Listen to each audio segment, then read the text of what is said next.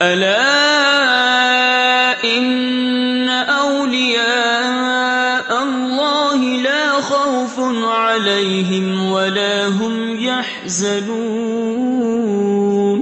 سن لو بے شک اللہ کے ولیوں پر نہ کچھ خوف ہے نہ کچھ غم. دیکھا وزیر نے کہا کہ وہ کھڑے نہیں ہوئے، ادب کے لیے تعظیم کے لیے کھڑے نہیں ہوئے، تو آپ ایسے ہی ہاتھ بند کر کے بیٹھے ہوئے تھے. تو وزیر نے کہا ارے آپ کیا شخصیت ہے، آپ کو پتہ نہیں کہ وقت کے بادشاہ کا احترام کیا جاتا ہے کھڑے ہو کر کے؟ کہا کہ احترام وہ کرے جس کے اندر لالچ ہو، جس کو کچھ لینا ہو بادشاہ سے. میں اللہ کے در کا غلام ہوں، میں رسول کا غلام ہوں، میں رسول کا عاشق ہوں، میں اس دولت کا عاشق نہیں ہوں، میں دنیا کی لالچ کا عاشق ہوں، میں دنیا کا لالچ نہیں رکھتا اپنے دل کے اندر، تو لہٰذا مجھے مٹھی پھیلانا ہی نہیں ہے، تو میں اس کے سامنے کیوں کھڑا ہوں؟ اللہ کی شان ہوا کرتی ہے. حضور محبوب الہی علیہ رحمت رضوان کی کیا شان تھی کہ آپ کے زمانے میں جو لنگر پکتا تھا تو ایک من صرف نمک ڈلتا تھا. آپ اس سے اندازہ لگا لیجیے کہ لنگر کتنا پکتا ہوگا. حضور محبوب الہی علیہ رحمت رضوان کے زمانے میں یہ لوگ کہتے ہیں کہ جو ہے آج کیا ہو گیا ہے کہ لوگ جو ہے اولیاء اللہ نہیں ہو رہے ہیں، لوگ اللہ کے ولی نہیں بن رہے. لیکن قربان جائیے اس نگاہ کرم پر، حضور محبوب الہی علیہ رحمت رضوان کی نگاہ کرم پر، کہ جب بھی کوئی آتا تھا تو وہاں سے ولی بن کر کے جاتا، پوری جماعت ولی بن کر کے جاتی تھی. لوگ مدرسوں میں پڑھتے تھے، کتاب پڑھنا سیکھ جاتے تھے، لیکن اسلام پر چلنا کہاں سے سیکھتے تھے؟ اولیاء اللہ کی بارگاہ میں. جب تک کوئی کتنی کتابیں پڑھ لی، کتنا بھی بڑا عالم مفتی ہو جائے، مگر جب تک اولیاء اللہ کی غلامی میں نہیں آئے گا وہ مفتی، اس کی مفتی کام نہیں آئے گی، کتابیں پڑھنا کام نہیں آئے گی، اس کی حدیث دانی کام نہیں آئے گی، اور وہ حدیث پڑھ کے نہ خود کو فائدہ پہنچا سکتا ہے نہ دوسرے کو فیض پہنچا سکتا ہے. کیونکہ فیض سے جاری ہوتا ہے وہ اولیاء اللہ کے دربار سے جاری ہوتا ہے، اس کی نگاہ کرم سے جاری ہوتا ہے. اور اولیاء اللہ کی نگاہ کرم ایسی ہوتی ہے کہ جس کے اوپر نگاہ پڑتی ہے اس کے اوپر بھی فیض جاری ہوتا ہے اور اس کے نگاہوں سے بھی فیض جاری کرتا ہے. یہی ہے اولیاء اللہ کا کانسیپٹ. اور اللہ رب العالمین نے جو فرمایا کہ انہیں کوئی خوف نہیں ہے، تو پیغمبر یہ اللہ جانتا ہے نا، عالم الغیب والشہادہ ہے، وہ جانتا ہے کہ اس دنیا کے اندر اور میرے رسول کا جب تذکرہ ہوگا، جب میرے رسول کی امت آئے گی تو کچھ لوگ کلمہ پڑھ کے ایسا عقیدہ رکھیں گے کہ اولیاء اللہ کے اندر کوئی پاور نہیں. اور درود شریف پڑھ لیجیے. رب العالمین چونکہ عالم الغیب والشہادہ ہے، اس نے جو ہے وہ جانتا ہے کہ ایسے لوگ بھی پیدا ہوں گے میرے محبوب کی امت میں، ایسے لوگ بھی پیدا ہوں گے جو اولیاء اللہ کی پاور کو ایکسپٹ نہیں کریں گے. اسی لیے ہمیشہ رہنے والی قرآن، قیامت تک ہدایت کرنے والی کتاب کے اندر یہ آیت مبارکہ نازل فرما دی تاکہ جس کو نہیں ماننا وہ نہیں مانے، لیکن میرے محبوب کی جو امت ہے، جو میرے محبوب کے چاہنے والے، وہ کبھی اس عقیدے سے نہ پھرے کہ اولیاء اللہ ہے نو پاور، اولیاء اللہ کے اندر پاور نہیں ہے، بلکہ میرے امت کے، میرے محبوب کے چاہنے والے، میرے محبوب کی امتی اس عقیدے پہ جمے رہے کہ اولیاء اللہ سے زیادہ ہماری پاور نہیں. ورنہ یہ اگر یہ آیت نہیں نازل ہوتی تو ہر آدمی، ہر داڑھی ٹوپی والا اپنے آپ کو اولیاء اللہ کہتا ہے. ہر آدمی اپنے آپ کو ولی کامل پیش کرتا ہے، میں ولی ہوں، میں ولی ہوں. لیکن اللہ نے ولی کی پہچان بھی بتائی. ولی کون ہوگا؟ ان اولیاء الا المتقون، کہ اس کے جو ولی ہوتے ہیں وہ کون ہوتے ہیں؟ متقی اور پرہیزگار لوگ ہوتے ہیں، صالحین ہوتے ہیں. اس لیے تو اللہ نے کہا انعم اللہ علی من النبیین والصدیقین والشہداء والصالحین، کہ اللہ کا انعام کن کے اوپر ہے؟ ہر کسی کے اوپر نہیں ہے. کس کے اوپر ہے؟ نبیین کے اوپر ہے، صدیقین کے اوپر ہے، اور شہداء کے اوپر ہے، اور صالحین کے اوپر ہے. تو یہاں پر کانسیپٹ یہی ہے، مطلب بتانے کا اس آیت مبارکہ یہی ہے، مبارکہ کا یہی ہے کہ ہر انسان اپنے آپ کو اولیاء اللہ نہ سمجھ لے. اولیاء اللہ اگر ہوگا تو اس کے اندر یہ پاور بھی ہوگی کہ اس کے دل میں کوئی خوف نہیں ہوگا، اس کے اندر یہ صبر بھی پایا جائے گا کہ اسے دنیا کی کوئی لالچ نہیں ہوگی. جس کے اندر دنیا کی لالچ نہیں ہے، جس کے اندر صبر ہے، تو وہی اولیاء اللہ ہے. اور قرآن کریم میں متقی پرہیزگار کی پہچان بھی بتائی گئی، دو بہت اہم علامت بتائی گئی. سورہ عصر کے اندر فرمایا والعصر ان الانسان لفی خسر، بے شک قسم زمانہ محبوب کی، ان الانسان لفی خسر، بے شک ہر انسان خسارے میں، الا الذین آمنوا، سوا ان لوگوں کے جو ایمان لے آئے، وعملوا الصالحات، اور جو عمل صالح کیے، وتواصوا بالحق، اور جو حق کی تلقین کرتے رہے، وہ تواصوا بالصبر، اور جو صبر کی تلقین کرتے رہے۔ حق یعنی ایمان لانا یہ عام ہے، اللہ نے کہا کوئی بھی ایمان لیا ہے، لیکن ایمان کے بعد جس کا درجہ بڑا ہوگا وہ عمل صالح کرنے والے کا، یعنی نیک لوگوں کا، پھر اس میں بھی ان سے بھی بڑا درجہ کس کا ہوگا؟ جو خود ایمان لائیں گے اور خود عمل بھی کریں گے، نیک صالح بھی ہوں گے، اور دوسروں کو بھی عمل کرنے کی تلقین کریں گے۔ پھر اس کے بعد اسی آیت کی روشنی میں حضور وارث پاک کی زندگی کو بھی دیکھتے جائیں کہ سب سے پہلے وہ مومن، اس کے بعد دیکھیے کہ انہوں نے عمل صالح کا ایسا نمونہ پیش کیا، ایسی زندگی کردار پیش کیا کہ ان کے جیسا، ان کو دیکھ کر کے لوگ سمجھتے تھے کتنی سادگی والی زندگی تھی، کھانا سادہ، پینا سادہ، پہننا اوڑھنا سادہ، سلا ہوا کپڑا نہیں پہنتے، احرام میں پوری زندگی گزار دیا۔ تو آپ دیکھیے کہ اولیاء اللہ جو قرآن میں فرما رہا اللہ تعالیٰ کہ وہ ایک ایمان لائیں گے، وہ پھر اس کے بعد عمل صالح کریں گے، نیک عمل کریں گے، وتواصوا بالحق، اور حق کی تلقین کریں گے، وتواصوا بالصبر، اور صبر کی تلقین کریں گے۔ تو حضور وارث پاک کیا جو مجلسیں رکھتی تھی اس میں صبح و شام یہی بات ہوتی کہ دنیا داری کو چھوڑو، بت پرستی کو چھوڑو، اور تمام خرافات کو چھوڑ کر کے صرف اور صرف اللہ اور اس کے رسول کے ہو جاؤ۔ یہی آپ کی مجلس میں آپ تذکرہ کرتے تھے، یہ تھا وتواصوا بالحق، اور صبر کی تلقین ایسی کہ تمہارے سامنے بڑے بڑے وقت کے بادشاہ آ جائے، پوری دولت کو رکھ دے، مگر تمہیں بکنا نہیں ہے، ایمان کا کوئی سودا نہیں کرنا، ایمان کی کانسیپٹ کا کسی طرح سے بھی سودا نہیں کرنا۔ یہ کیا تھا؟ وتواصوا بالصبر، کس عملی تصویر حضور وارث پاک علیہ رحمت رضوان کی زندگی سے۔ تو یہی اولیاء اللہ ہوتے ہیں، ان کے اندر یہ پہچان بتائی گئی ہے، قرآن کے اندر ساری چیزیں موجود ہیں۔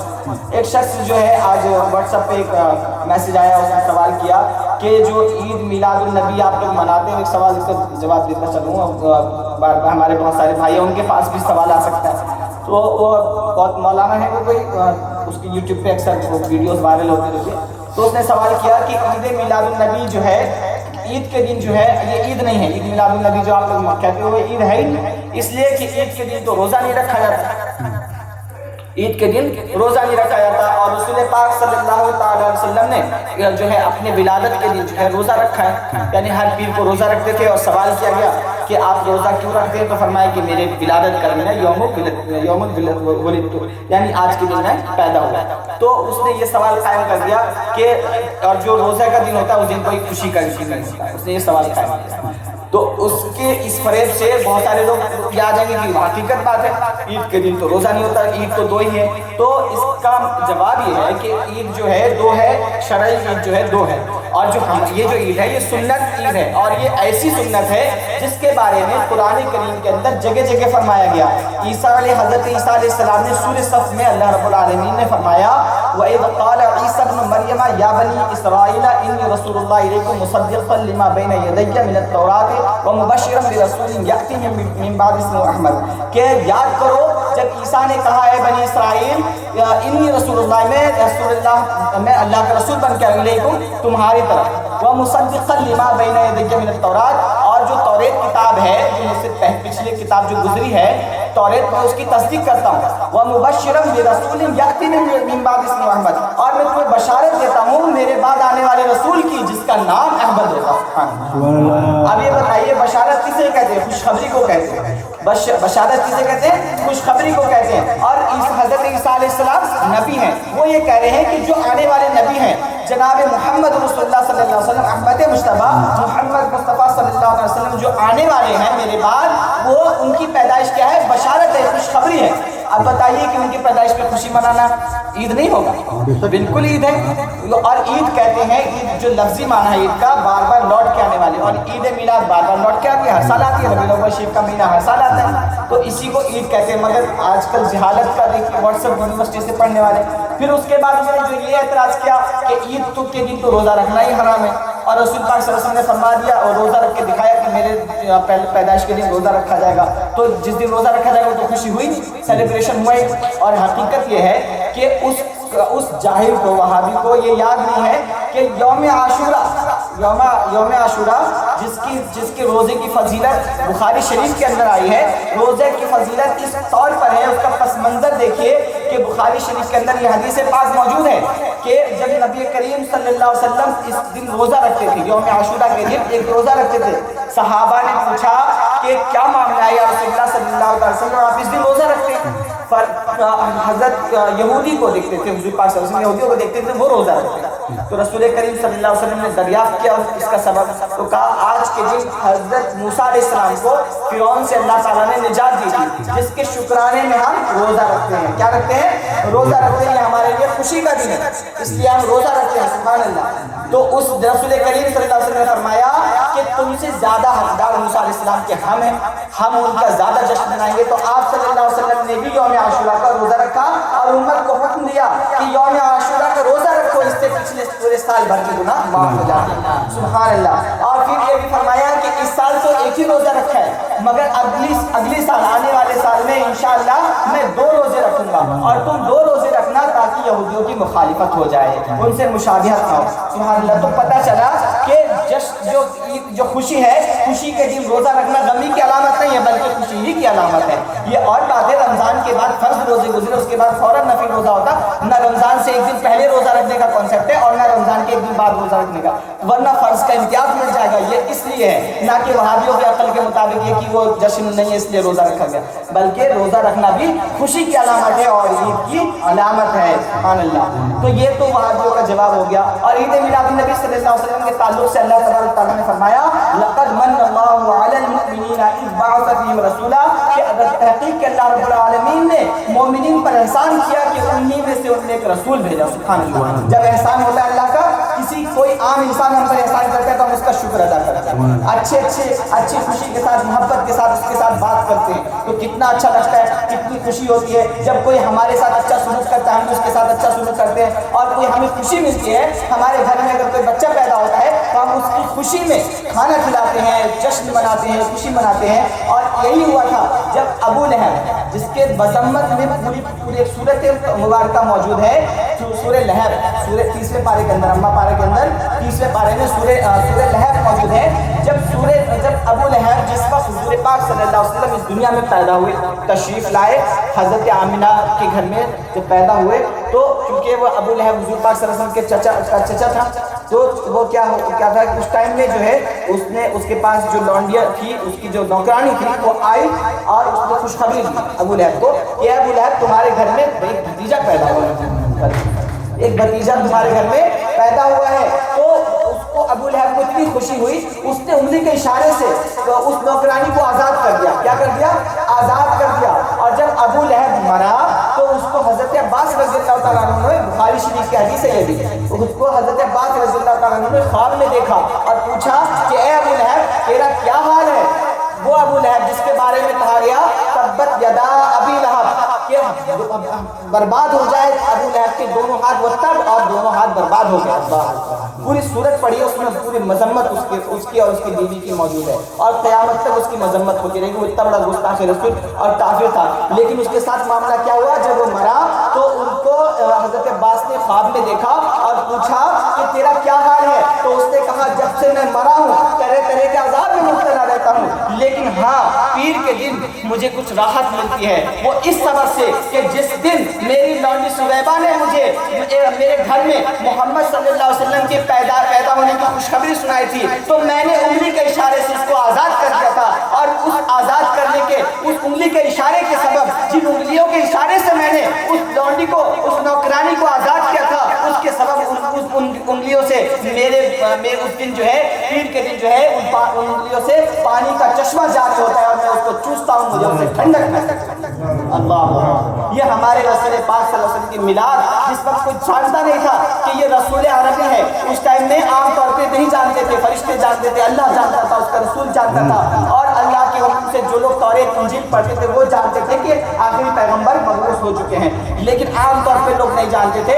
اس وقت کا یہ عالم تھا کہ جب رسول کی ولادت کی، رسول کی میلاد کی خوشخبری سنائی اور جس انگلی کے اشارے سے اس کو سویبہ کو آزاد کر دیا گیا، اس انگلی کے سبب اس کو قیامت کے دن اس کو جہنم کے اندر بھی انسان کو راحت مل گئی ہے۔ تو سوچئے جو رسول کے دیوانے، جو رسول کے عاشق گلیوں کو سجاتے ہیں، گھروں میں جھنڈیاں لگاتے ہیں، محفلیں سجاتے ہیں، رسول کریم صلی اللہ علیہ وسلم کی میلاد کا چرچا کرتے ہیں اور اس انداز میں چرچا کرتے ہیں کہ شمس الضحیٰ تمہیں تو ہو، بدر الدجیٰ تمہیں تو ہو، نور الہدیٰ تمہیں تو ہو، کہف الوریٰ تمہیں تو ہو، مصباح الظلم تمہیں تو ہو۔ اور کسی شاعر نے بہت ہی اچھا اچھے انداز میں جب درود پاک پڑھیے کہ رسول کریم صلی اللہ علیہ وسلم کا نام کیا ہے، کہاں ان کا نام ہے، اسمہ مکتوب مرفوع مشفوع منقوش فی اللوح والقلم، کہ ان کا نام مرفوع ہے، سب سے اعلیٰ ہے، بلند درجے پر ہے، کہاں پہ نقش ہے، لوح و قلم میں نقش ہے ان کا نام، اور ان کا درجہ کیا ہے، اسمہ مکتوب مرفوع مشفوع منقوش فی اللوح والقلم سید العرب والعجم، کیا ہے، عرب و عجم اور تمام کائنات کے سردار ہیں، سید العرب والعجم مصباح العلم شفیع الامم صاحب الجود والکرم، یہ ہمارے رسول کا مرتبہ ہے، سبحان اللہ، پوری اگر درود تاج پڑھی جائے تو رسول کا مرتبہ ہی مرتبہ ہے، اللہ اکبر۔ اور قرآن کریم میں رسول کریم صلی اللہ علیہ وسلم کے ذکر کرنے والوں کے لیے بہت بڑی بشارت ہے۔ آپ کو بتاؤں کہ بشارت کیا ہے، اللہ رب العالمین نے کہا کہ اے محبوب تمہارا چرچا کوئی عام چرچا نہیں ہے، تمہارا ذکر جو لوگ بیٹھ کر کے سنتے ہیں وہ عام لوگ نہیں ہیں، بلکہ وہ ایسے ہیں، میری نگاہ میں وہ ایسے ہیں، میرے نزدیک ان کا مقام ایسا ہے کہ اے رسول جب تیرا تذکرہ ہوتا ہے تو تیرا تذکرہ ہم نے اتنا بلند کیا ہے، اے رسول آپ کی محبت کا تذکرہ ہم نے اتنا بلند کیا ہے، آپ کو جو بھی شخص جو بھی انسان چرند پرند جس جگہ سے دنیا کے جس کونے سے یاد کرے اس کے لیے خیر ہی خیر ہے، بھلائی ہی بھلائی ہے، اس لیے کیونکہ اللہ رب العالمین نے فرمایا وَرَفَعْنَا لَكَ ذِكْرَكَ، اے محبوب ہم نے آپ کے لیے آپ کے ذکر کو بلند کر دیا، سبحان اللہ۔ تو جو لوگ رسول کریم صلی اللہ علیہ وسلم کا بلند ذکر کرتے ہیں تو ان کی نگاہیں کتنی بلند ہو جاتی ہے، ان کے زبان کتنی بلندی آ جاتی ہے، ان کے مرتبے میں ان کے رتبے میں کتنی بلندی آ جاتی ہے۔ تبھی تو حضور باری سے پاک مدیوہ شریف سے جب رسول کریم صلی اللہ علیہ وسلم کی نعت پڑھتے ہیں تو پھر وہاں سے رسول کریم صلی اللہ علیہ وسلم کی بارگاہ میں ان کا درجہ بلند ہو جاتا ہے اور رسول کریم صلی اللہ علیہ وسلم کی بارگاہ میں حاضری ہو جاتی ہے، اور جو ان کی بارگاہ میں حاضر ہو کر کے ان کی گدائی کو قبول کرتے ہوئے صلاۃ و سلام کا نذرانہ پیش کرتا ہے، عقیدت اور محبت کا اظہار کرتا ہے، تو حضور باری سے پاک اس کو بھی رسول کریم صلی اللہ علیہ وسلم کی بارگاہ میں پیش کرتے ہیں اور کہتے ہیں کہ یا رسول اللہ یہ میرا غلام ہے، یا رسول اللہ یہ میرا غلام ہے، لیکن جب اس کو مجھ سے نسبت ہے تو یقیناً یہ آپ سے بھی نسبت ہے، یہ میرے نام پہ نہیں آیا، یہ رسول پاک کے نام پہ آیا ہے کہ جب رسول کا دیوانہ ایسا ہے، جس رسول کا گدا ایسا ہے، جب محتاج کا یہ عالم ہے تو مختار کا عالم ہے۔ نعرہ لگا لیجیے، نعرے رسالت، جشن حضور واری سے پاک، جشن حضور واری سے پاک، نعرے تکبیر، نعرے رسالت۔ تو میں کہہ رہا تھا کہ اللہ کے رسول صلی اللہ تعالی وسلم کی ولادت جو ہے وہ باعث خیر و برکت ہے، اور کیوں نہ ہو قرآن کریم کے اندر لوگ کہتے ہیں نا کہ آخر جشن منانے کا کیا کانسیپٹ ہے، ٹھیک ہے پیدا ہوئے تھے آج سے 1400 سال پہلے، تو جشن منانے کا کیا کانسیپٹ ہے، تو قرآن کریم کی سورہ ضحیٰ کی آخری آیت میں فرمایا اللہ رب العالمین نے وَأَمَّا بِنِعْمَةِ رَبِّكَ فَحَدِّثْ، کہ اپنے رب کی نعمتوں کا خوب خوب چرچا کرو، سبحان اللہ، اپنے رب کی نعمتوں کا خوب خوب چرچا کرو۔ آپ دیکھیں کہ جس کے پاس آنکھ ہے وہ اندھے سے بہتر ہے، جس کے پاس کان ہے وہ بہرے سے بہتر ہے، جس کے پاس دونوں ہاتھ سلامت ہے، جس کے پاس ہاتھ نہیں اس سے زیادہ کام کر سکتا ہے، ایکٹیو ہے، جس کے پاس پاؤں سلامت ہے اس کو زیادہ شکر ادا کرنا چاہیے کہ اللہ تو نے ہمیں ہاتھ بھی سلامت رکھا ہے، تو نے ہمارے کان کو بھی سلامت رکھا ہے، تو نے ہماری آنکھوں کو بھی سلامت رکھا ہے۔ ایک نابینا صحابی رسول، نابینا تھے پہلے صحابی رسول کے رسول پاک صلی اللہ علیہ وسلم کی بارگاہ میں حاضر ہوئے اور کہنے لگے یا رسول اللہ میرے لیے دعا فرما دیجئے کہ میری آنکھیں جو ہے روشن ہو جائے، تو نبی کریم صلی اللہ علیہ وسلم نے فرمایا اگر تم صبر کرو تو تمہارے لیے جنت ہے، اگر تم صبر کرو تو تمہارے لیے جنت ہے۔ لیکن ان صحابی رسول کا عقیدہ تھا کہ جنت تو میں دیکھوں گا ہی دیکھوں گا، مگر رسول کریم صلی اللہ علیہ وسلم کو اگر میں ماتھے کی نگاہوں سے دیکھ لوں گا تو جنت سے بھی خوبصورت، جنت سے بھی زیادہ مزہ آئے گا، کیونکہ جنت بھی تو انہیں کے صدقے میں ہے۔ وہی صحابی رسول نے مچل کر کے کہا یا رسول اللہ مجھے وہ جنت نہیں دیکھنی، مجھے تو آپ کا دیدار، لہٰذا رسول کریم صلی اللہ علیہ وسلم نے آقا علیہ السلام نے انہیں دعا عطا فرمائی اور کہا کہ میرے وسیلے سے دعا پڑھنا تمہیں تمہاری آنکھوں کی روشنی آ جائے گی، سبحان اللہ۔ اور ان صحابی رسول نے ایسا ہی کیا اور کہا انی اتوجہ الیک، یہ اے اللہ، اللہ کی بارگاہ میں کہا اے اللہ میں تیری بارگاہ میں توجہ کرتا ہوں، میں تیری بارگاہ میں جھکتا ہوں، تیری بارگاہ میں دعا کرتا ہوں اور اپنے نبی کریم صلی اللہ علیہ وسلم کے صدقے میں تجھ سے دعا مانگتا ہوں، سب کے وسیلے سے دعا مانگتا ہوں۔ اور پھر اس کے کے بعد یا رسول اللہ کے نعرے لگائے انہوں نے اور ان کی آنکھیں روشن ہو گئی سبحان اللہ. اور ان کی آنکھ میں ایسی روشنی آئی کہ وہ بس رسول کریم صلی اللہ علیہ وسلم کا دیدار کرتے تھے اور اللہ کا شکر ادا کرتے تھے کہ اللہ تم نے جنت صدقے میں جنت بنائی, تم نے جنت والے کو دکھا دیا. جس رسول نے جن سے کہہ دیا کہ اے ابو طلحہ تم جنتی ہو, وہ جنتی ہو گئے. اے عمر تم جنتی ہو, وہ جنتی ہو گئے. اے ابو بکر تم جنتی ہو, تم جنتی ہو گئے. اے عثمان تم جنتی ہو, وہ جنتی ہو گئے. اے حضرت علی مرتضیٰ تم جنتی ہو تو جنتی ہو گئے. 10 صحابہ کرام کو ایسے ہی مزدہ دے دیا اور جس کو بھی مزدہ دیا وہ جنتی ہو گیا. یقیناً اللہ رب العالمین نے کہا کہ رسول جو کہتے ہیں وہ اپنی طرف سے نہیں کہتے, وما ينطق عن الهوى, رسول اپنی طرف سے کچھ نہیں کہتے, ان هو الا وحی یوحی, وہ وہی کہتے ہیں جو ان کے اوپر وحی نازل ہوتی ہے. اللہ رب العالمین کا حکم ہوتا ہے وہی کہتے ہیں. تو اللہ رب العالمین کا حکم ہوا کہ تم 10 صحابہ کرام کو کہہ دو یہ جنتی ہے. تم کہہ دو کہ جو میری اطاعت کرے گا, من یطیع الرسول فقد اطاع اللہ, جس نے رسول کی اطاعت کری اس نے اللہ کی اطاعت کی. اور تم کہہ دو قل ان کنتم تحبون اللہ فاتبعونی یحببکم اللہ, کہ اے محبوبہ فرما دو جو میری اتباع کرے گا, یعنی جس رسول کی اتباع کرے گا, فاتبعونی یحببکم اللہ, اے رسول آپ فرما دیجئے کہ جو اللہ کا محبوب بندہ بننا چاہتا ہے, فاتبعونی تو میری اتباع کرے, یحببکم اللہ, اللہ تمہیں اپنا محبوب بنا لے گا. رسول کریم صلی اللہ علیہ وسلم کی زبان, رسول کریم صلی اللہ علیہ وسلم کی محبت انسان کو عرش سے فرش سے عرش پر لے جاتی ہے اور نگاہوں کے اندر وہ تاثیر پیدا کر دیتی ہے کہ وہ نگاہ اس طرح ہو جاتی ہے کہ وہ جب انسان کے اندر رسول کریم صلی اللہ علیہ وسلم کی سچی محبت گردش کرنے لگتی ہے, وہ ہر سانس میں اللہ اس کے رسول کی محبت میں جینے لگتا ہے, تو اس کی نگاہ میں ایسی تاثیر آ جاتی ہے کہ وہ کائنات کو ہتھیلی پر دیکھتا ہے. حضور وارث پاک علیہ رحمت رضوان فرماتے رہتے تھے, کہتے تھے میں دنیا کو ایسے دیکھتا ہوں جیسے ہتھیلی کو دیکھتا ہوں. اللہ اکبر. اور اولیاء اللہ کے شان یہ کہ آپ دیکھیے تو صحیح کہ کوئی حضور وارث پاک علیہ رحمت رضوان حجرے کے اندر ہے اور باہر کوئی مرید آتا ہے, کوئی چاہنے والا آتا ہے, تو ان کے حال کو معلوم کر لیتے ہیں کہ فلاں شخص آیا ہوا ہے, اے غلاموں اس کو بلا کے لے آؤ, فلاں شخص پریشانی کے حالت میں آیا ہے, اس کی یہ حاجت کو پوری کر دو. سبحان اللہ سبحان اللہ. یہ اولیاء اللہ کی شان ہوتی ہے. اور یہ شان کہاں سے ملتی ہے؟ یہ شان رسول کریم صلی اللہ علیہ وسلم کی عطا سے ملتی ہے, رسول کریم صلی اللہ علیہ وسلم کی محبت سے ملتی ہے. دنیا کی محبت اور لالچ سے کچھ نہیں ملتا. دنیا کی محبت انسان کو پستی کی طرف لے جاتی ہے, اندھیروں کی طرف لے جاتی ہے, مگر رسول کریم صلی اللہ علیہ وسلم کی محبت قبر کو بھی روشن کر دیتی ہے اور آخرت میں بھی درجات کو بلند کر دیتی ہے. دنیا میں سروری کا حقدار بنا دیتی ہے اور آخرت میں جنت کا حقدار بنا دیتی ہے. رسول کریم صلی اللہ علیہ وسلم کی شفاعت گناہگار کو جنت میں, جہنم میں کوئلہ بنے ہوئے انسان کو جنت میں داخل کر دیتی ہے اور جنت کے مزے دیتی ہے. رسول کریم صلی اللہ علیہ وسلم کی محبت کو اختیار کیجیے. اللہ رب العالمین نے اپنے محبوب کے بارے میں فرمایا وَلَلْآخِرَةُ خَيْرٌ لَكَ مِنَ الْأُولَىٰ, اے محبوب آپ کی ہر آنے والی گھڑی پچھلے گھڑی سے بہتر ہے. آپ دیکھ لیجئے کہ پہلے جب نبی کریم صلی اللہ علیہ وسلم نے اعلان نبوت فرمایا تھا اس وقت چند لوگ تھے اسلام کے ماننے والے, اس کے بعد پھر بڑھتے گئے, پھر لاکھوں میں ہوئے, پھر ہزاروں میں ہوئے, پھر لاکھوں میں ہوئے, آج کروڑوں میں ہیں, پھر اربوں میں ہو جائیں گے. اللہ اکبر. قیامت تک یہی سلسلہ چلتا رہے گا اور رسول کریم کا جو تذکرہ ہے, جو ذکر ہے, وہ بلند ہوتا رہے گا. اس لیے کیونکہ یہ نہیں کہ ہم ذکر کریں اس لیے بلند ہوگا, نہیں, بلکہ اللہ رب العالمین نے فرمایا وَرَفَعْنَا لَكَ ذِكْرَكَ, محبوب ہم نے آپ کے ذکر کو بلند کیا ہے اس لیے بلند ہوتا رہے گا.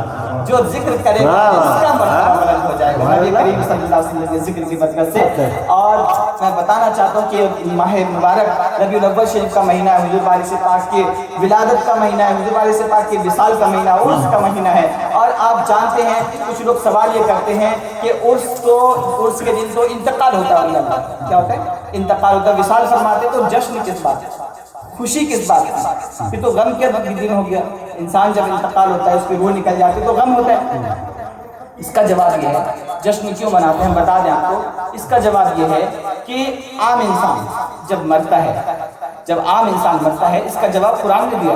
یہ ہم عام انسان کی بات بس کی بات نہیں جواب دینا, اس کا جواب قرآن نے دیا کہ جب انسان دنیاوی لالچ میں دنیاوی زندگی گزار لیتا ہے, صرف دنیا کے لیے جیتا ہے, تو اس کو قبر کی اندھیری جو ہے نظر آنے لگتی ہے, اس کو قبر کے اندر سانپ بچھو نظر آنے لگتے ہیں جیسے اس کی روح نکلتی ہے, اور روح نکلنے سے پہلے ہی اسے سب کچھ نظر آنے لگتا ہے کہ میں نے جو کیا ہے وہ میرے سامنے ہے, اب جو انجام ہونے والا ہے وہ بڑا بھینکر ہے. پہلے تو اس حال میں کہہ دیا کہ جو ہوگا دیکھا جائے گا. اس عالم میں جب طاقت تھی جسم کے اندر، جسم میں جان تھا، مال تھا، ہر چیز تھی، تو اس جذبے میں شوق میں آ کر کے اور اس حالت میں آ کر کے کہہ دیتا ہے انسان جو ہوگا دیکھا جائے گا. کیا ہے دیکھ لیا جائے گا، مرنا تو ہر انسان کو ہے. لیکن جب آنکھیں بند ہونے کا وقت آتا ہے، جب انسان کے اعضاء کمزور پڑنے لگتے ہیں، جب سانس اکھڑنے لگتی ہے، تب انسان کو لگتا ہے میں نے بہت گناہ کیا ہے. جو سب وقت جو ہے رجسٹر اللہ کی بارگاہ سے پہلے اس کے آنکھوں میں کھلنے لگتا ہے. تو انسان، ایک عام انسان جو دنیا کے لیے جیتا ہے، اور ایک وہ انسان جو اللہ اس کے رسول کے لیے جیتا ہے، جو دنیا کو خاطر میں نہیں لاتا، جو دنیا کی پیروی نہیں کرتا، صرف اللہ اور اس کے رسول کی پیروی کرتا ہے، کام شریعہ کی پیروی کرتا ہے، قرآن و سنت کی پیروی کرتا ہے، تو اس کے لیے اس کی جو زندگی ہوتی ہے وہ بہت ڈفرینٹ ہوتی ہے. اس کی زندگی کے بارے میں اللہ نے مہر لگا دیا کہ ہرگز کوئی ایسا عقیدہ نہ رکھے کہ جو نیک صالحین بندے ہیں وہ ایسا عقیدہ نہ رکھے ان کے بارے میں. عام انسانوں سے کہا اللہ نے الا خبردار، کیا کہا؟ خبردار، ان اولیاء اللہ، بے شک اللہ کے جو ولی ہیں ان کے بارے میں یہ عقیدہ مت رکھنا. لا خوف، وہ بے خوف ہیں. ان کے بارے میں یہ عقیدہ رکھنا کہ وہ بے خوف ہیں. تو تم سوچو کہ مجھے ڈر لگ رہا ہے، قبر دکھ رہی ہے اندھیری اندھیری، کیونکہ تمہیں تو دکھے گی، تم نے عمل ہی نہیں کیا اچھے، تو گناہگار ہو تو ظاہر سی بات ہے. لیکن وہ اللہ کا محبوب ہے، اس کے بارے میں یہ کانسیپٹ نہیں رکھو گے. قرآن میں اللہ نے اصلاح کی کہ ان کے بارے میں یہ کانسیپٹ نہیں رکھو گے کہ وہ بھی جو ہے اسی طرح سے نہیں. لا خوف، انہیں کوئی خوف نہیں ہے، ولا هم يحزنون، اور نہ انہیں کوئی غم ہوگا. کیوں نہیں ہوگا؟ کیونکہ وہ اللہ کے اولیاء ہیں، اللہ کے محبوب بندے ہیں. تو اسی لیے تو پھر آپ یہاں پر وہ جو کانسیپٹ میں بتایا کہ جب ان کا انتقال ہوتا ہے، وصال ہوتا ہے، اب سوچئے کہ ایک دنیاوی زندگی جب تک ہے اولیاء اللہ کی، نیک صالحین بندے کی، تو ہر آنے والا وقت کیا ہے؟ آزمائش کا وقت ہے. ہو سکتا ہے کوئی بادشاہ ان کے سامنے دولت پیش کر دے، دل پھسل جائے کہ یار اتنی بڑی سلطنت مل رہی ہے، آدھی حکومت دے رہے ہیں، تو ہو سکتا ہے ان کے دل میں یہ آ جائے. تو جب تک وہ اولیاء اللہ، بزرگان دین، اللہ کے محبوب بندے دنیا میں رہتے ہیں، تب تک وہ آزمائش میں رہتے ہیں. جیسے ہی اس جسم سے ان کی روح نکلتی ہے، آزمائش ختم، بشارتیں شروع، جنت کی کھڑکیاں کھلنی شروع ہو جاتی ہیں. نبی کریم صلی اللہ علیہ وسلم نے فرمایا کہ جو قبر ہے وہ جنت کے باغوں میں سے ایک باغ ہے یا جہنم کے گڑھوں میں سے ایک گڑھ ہے. تو کس کے لیے جنت کا باغ بنے گی؟ جو اولیاء اللہ ہے ان کے لیے کیا بن گئی؟ قبر، جنت کا باغ بن گئی. تو پھر سوچئے کہ جس کی روح نکلی ہے، جس کو جنت کے باغ میں جانا ہے، جس کو جنت کے کہاں جانا ہے؟ باغ میں جانا ہے، تو اس کو خوشی ہوگی یا غم ہوگا؟ اس کا جو داخلہ ہو رہا ہے جہنم میں نہیں ہو رہا، جنت کے باغ میں ہو رہا ہے. اگر آپ کا داخلہ اللہ رب العالمین کہہ دے کہ جاؤ آپ کو داخلہ جنت میں، تو آپ کیا خوش ہوگے غمگین ہوگے؟ آپ کے چاہنے والے خوشی منائیں گے یا غم منائیں گے؟ کیونکہ سب سے بڑا امتحان جو ہے وہ دنیا کا امتحان ہے. دنیا کے امتحان سے جو پاس ہو گیا وہی کامیاب ہو گیا، وہی کامیاب ہو گیا. اسی لیے اولیاء اللہ کا جو انتقال ہوتا ہے، جو وصال ہوتا ہے، تو انہیں خوشی ہوتی ہے کہ آج میری آزمائش کا دن ختم ہو گیا اور اللہ کی رحمتوں کا دن شروع ہو گیا. اور اس کے بعد جو سب سے بڑی بات، جو اس کے بعد جو بڑا پوائنٹ ہے وہ یہ ہے، اس سے بھی زیادہ خوشی، جنت کی زیادہ خوشی نہیں ہوتی، کیونکہ وہ جنت کے لیے جیتے ہی نہیں، نہ جنت کی لالچ میں نماز پڑھتے. اولیاء اللہ جو ہوتے ہیں وہ جنت کی لالچ میں نماز نہیں پڑھتے، وہ تو اپنے رب کو راضی کرنے کے لیے. جب رب راضی ہو جائے گا تو جنت بھی ہماری ہے، دنیا بھی ہماری ہے، سروری بھی ہماری ہے، مختاری بھی ہماری ہے. کیونکہ کائنات کا بادشاہ جس سے محبت کرنے لگ جائے گا، تو کائنات کے بادشاہ کے لیے دنیا پرواہ رکھتی ہے، کوئی محل پرواہ رکھتی ہے؟ نہیں، وہ تو ہر کائنات تمام چیز کا مالک ہے، وہ جو مانگے گا بندہ اسے وہ دے سکتا. لیکن اولیاء اللہ، اسی لیے اولیاء اللہ لالچ میں نہیں کرتے، یہ جنت کے لالچ میں عبادت نہیں کرتے. اور ولی وہی بنتا ہے جو جنت کی لالچ میں عبادت نہ کرے، جو صرف اللہ کو راضی کرنے کے لیے عبادت کرتا ہے. جب وہ نماز پڑھے کوئی انسان تو یہ کانسیپٹ رکھ کر کے نماز پڑھے کہ مجھے جنت نہیں چاہیے، مجھے اللہ کی رضا چاہیے. ایک اللہ کی رضا میں ہی جو ہے نا وہ ساری کی ساری چیزیں موجود ہیں، وہ ساری کی ساری نعمتیں موجود ہیں.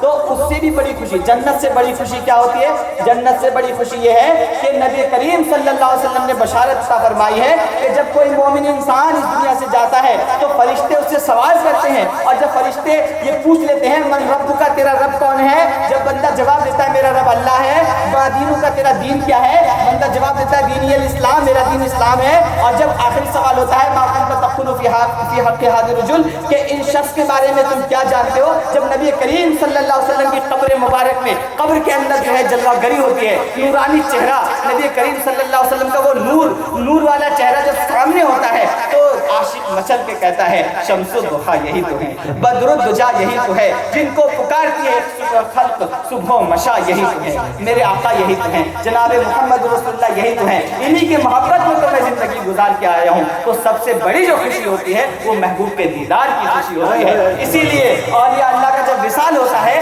تو ہم غم نہیں مناتے، اولیاء اللہ کا جشن مناتے ہیں۔ اس لیے آج جشن حضور وارث پاک منا رہے ہیں، اور آئیے ہم سب اسی کانسیپٹ کے ساتھ اولیاء اللہ کی عقیدت اور محبت میں کھڑے ہو کر کے صلاۃ و سلام مصطفیٰ